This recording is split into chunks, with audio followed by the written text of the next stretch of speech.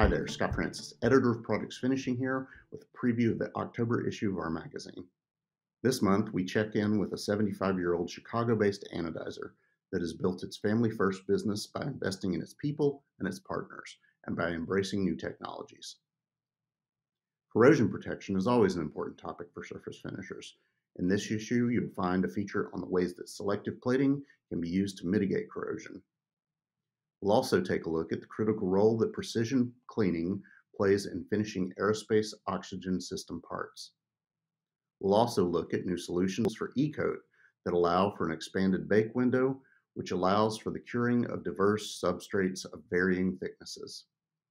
In addition, you'll find insightful columns, such as our Top Shops Insider column, offering a peek inside a Cincinnati-based plating facility.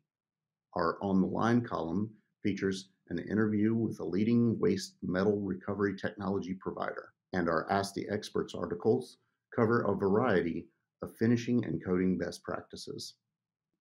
You'll also find the latest industry news, trends, and innovations. Visit pfonline.com and click on the latest issue tab to download or subscribe. Thanks a lot.